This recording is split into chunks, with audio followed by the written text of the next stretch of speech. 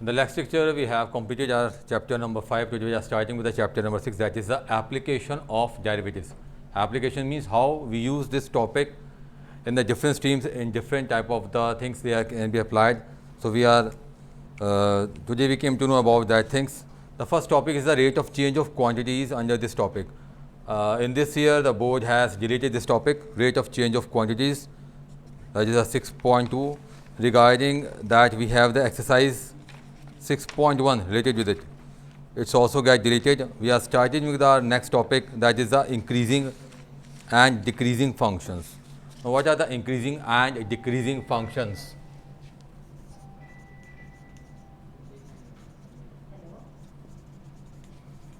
In the increasing and decreasing functions, first one is the increasing function. Let f(x) be any function, then it is said to be increasing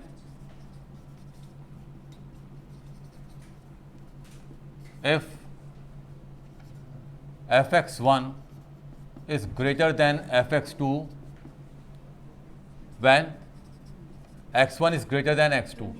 We are given any of the two values, say x1 and x2, and for that value the function at x1 has greater value at the function at x2.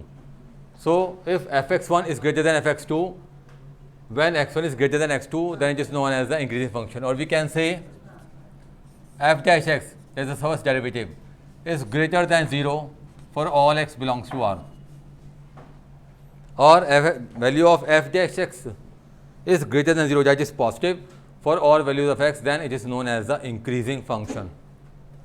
For decreasing function,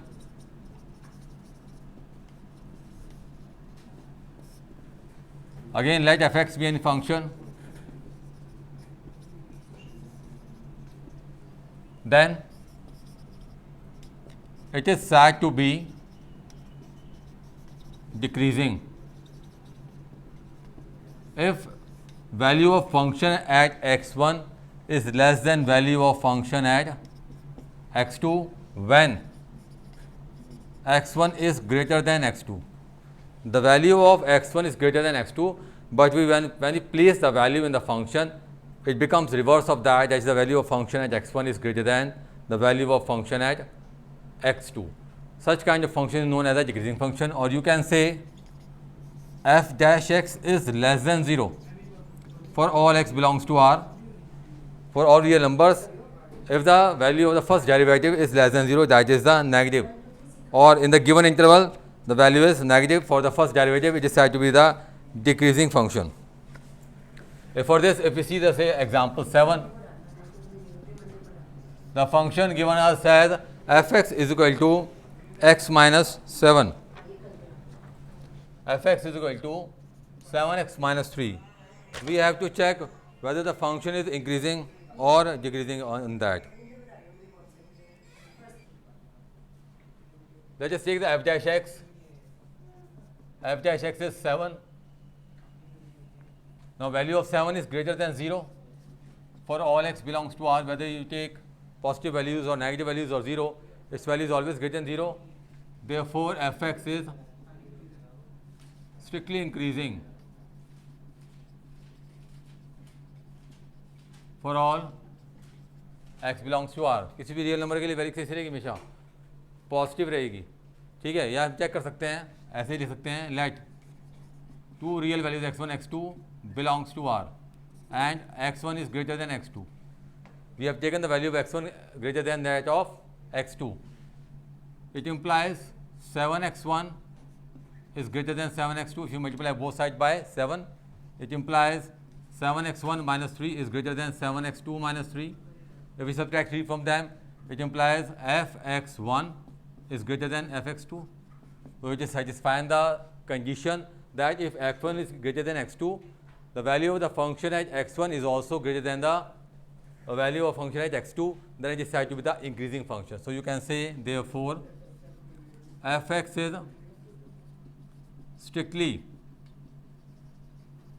increasing for all x belongs to R. Clear? So by this we can show that how the function is said to be increasing or decreasing. Let us take one more question to explain it. Say fx is equal to x cube minus 3x square plus 4x, where x belongs to R. We have to check whether it is increasing or decreasing. So we take fx, f dash x can be written as it's 3x square minus 6x plus 4. Taking 3 as common, x square minus 2x, 4 as it is. Now to make the complete square, x square minus 2x plus 1 minus 1. To make a complete square means a minus b whole square or a plus b whole square. So to make complete square here we are adding 1 and subtracting 1. It becomes 3 times of x minus 1 whole square minus 1 in a bracket plus 4. It will be then 3 times of x minus 1 whole square minus 3 plus 4.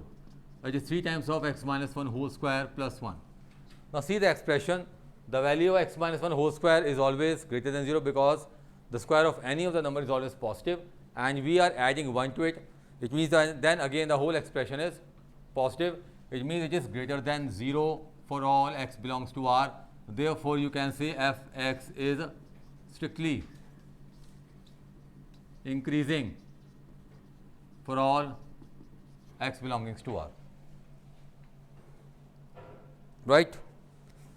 If we have to find the intervals in which the function is increasing or decreasing, here there are the questions where we have to show only that whether the function is increasing or decreasing. यहाँ सिर्फ ये दिखाना था कि function increase करता है या decrease करता है.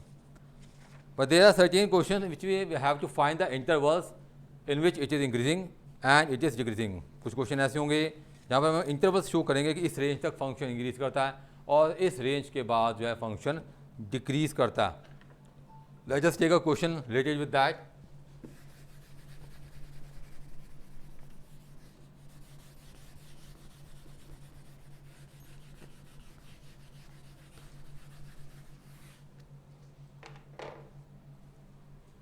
If we have the question like that, fx is equal to 4x cube minus 6x square minus 72x plus 30. First of all, we find its first derivative, differentiating both sides with respect to x, that is f dash x. It will be here 12x square minus 12x minus 72. Now we have to find the intervals in which interval it is increasing and the interval in which this function is decreasing. For that, we place the value of f dash x equal to 0. It means that 12x square minus 12x minus 72 is equal to 0. Taking 12 as common or dividing both sides by 12, it becomes x square minus x minus 6 is equal to 0, or x minus 3, x minus 6, 5. It's x square minus x minus 6. We have to find its value. It is 4x square, x cube minus 6x square minus 72x plus 30. Okay.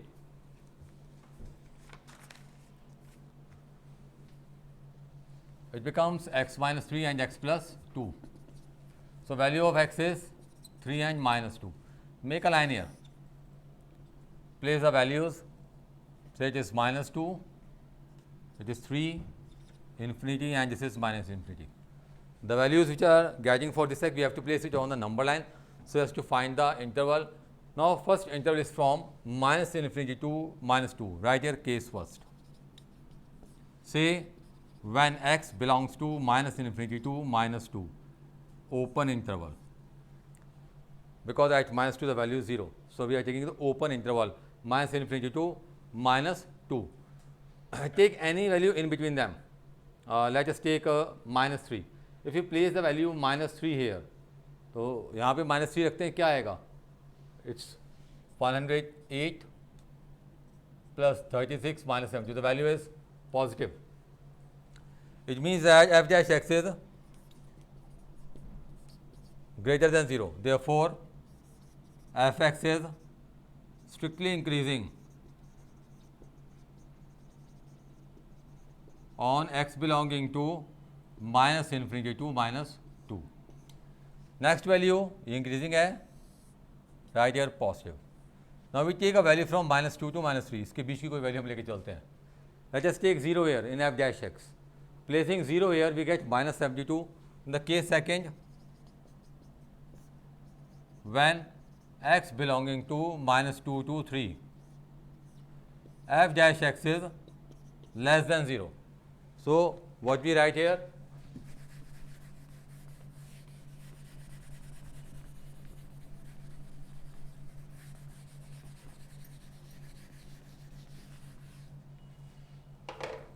It means that f(x) is strictly decreasing on x belonging to minus 2 to 3.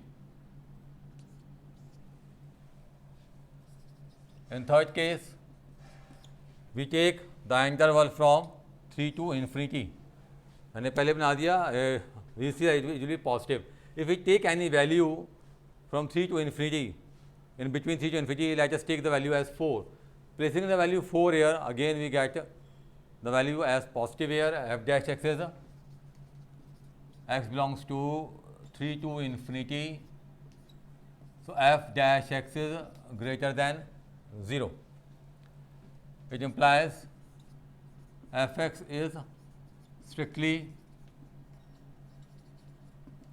increasing on x belonging to 3 to infinity. So we have to find the intervals here. हमें यहाँ पे interval निकालने थे जो हमने निकाले, for which it is increasing and for which it is decreasing. So you can write here, combine करके आप इसको लिख सकते हैं. Therefore, f(x) is strictly increasing